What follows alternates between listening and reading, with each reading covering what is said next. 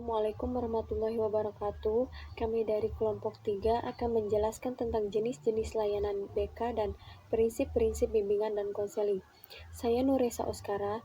Di sini ada dua rekan saya, yaitu Desi Rusmiati dan Jen Jainal Mutakin.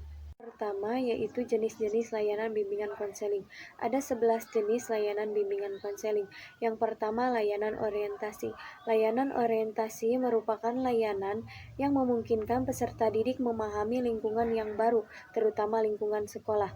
Yang kedua, yaitu layanan informasi. Layanan informasi merupakan layanan yang memungkinkan peserta didik memahami berbagai informasi. Yang ketiga, yaitu layanan pembelajaran. Layanan pembelajaran merupakan layanan peserta didik untuk mengembangkan sikap dan kebiasaan belajar yang baik. Yang keempat, yaitu layanan penempatan dan penyaluran. Layanan penempatan dan penyaluran merupakan layanan peserta didik memperoleh penempatan dan penyaluran di dalam kelas atau kelompok sesuai dengan potensi dan minat bakat siswa. 5. Layanan penguasaan konten.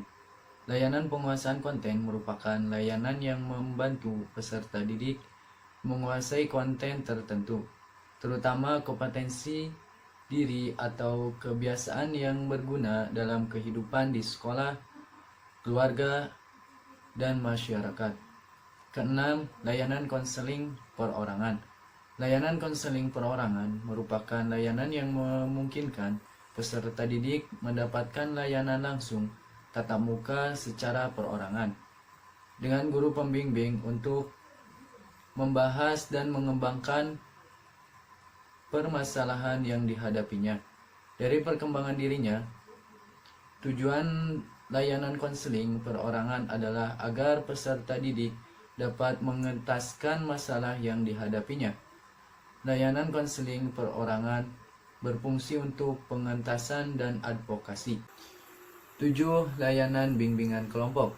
Layanan bimbingan kelompok merupakan layanan yang memungkinkan sejumlah peserta didik secara bersama-sama melalui dinamika kelompok memperoleh bahan dan membahas pokok bahasan topik tertentu untuk menunjang pemahaman dan pengembangan kemampuan sosial, baik sebagai individu maupun sebagai pelajar, kegiatan belajar, karir atau jabatan, serta untuk pengambilan keputusan atau tindakan tertentu melalui dinamika kelompok.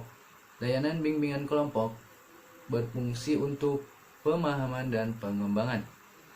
8. Layanan konseling kelompok.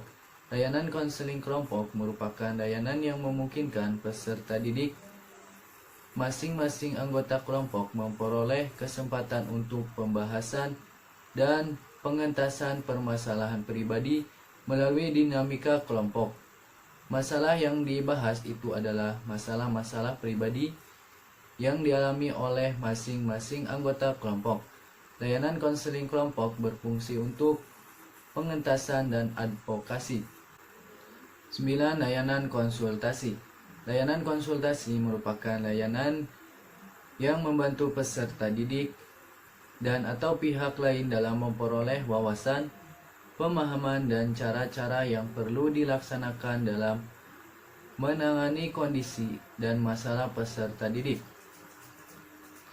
10. Layanan mediasi. Layanan mediasi merupakan layanan yang membantu peserta didik menyelesaikan permasalahan atau perselisihan dan memperbaiki hubungan atau peserta didik dengan konselor sebagai mediator. 11. Dukungan sistem. Dukungan sistem merupakan komponen pelayanan dan kegiatan manajemen tata kerja infrastruktur, misalnya teknologi informasi dan komunikasi, dan pengembangan kemampuan profesional konselor secara berkelanjutan yang secara tidak langsung memberikan bantuan kepada konseling atau memfasilitasi kelancaran perkembangan konseling. B. Prinsip-prinsip bimbingan dan konseling. Yang pertama, bimbingan adalah suatu proses yang membantu individu agar mereka dapat menyelesaikan masalah yang dihadapinya. Yang kedua, bimbingan hendaknya berfokus pada individu yang dibimbing. Yang ketiga, bimbingan harus luas dan dengan identifikasi kebutuhan yang dirasakan oleh individu yang dibimbingnya. Yang keempat, bimbingan dan konseling diperuntukkan bagi semua konselor, yang berarti bahwa bimbingan ini baik yang bermasalah maupun yang tidak bermasalah. Dalam hal ini menggunakan pendekatan yang di dalam bimbingan lebih bersifat preventif dan pengembangan daripada penyembuhan. Yang kelima, bimbingan bukan hanya tugas atau tanggung jawab konselor, tetapi juga guru-guru dan kepala sekolah atau madrasah sesuai dengan tugas dan peran masing-masing. Sekian penjelasan materi dari kelompok kami.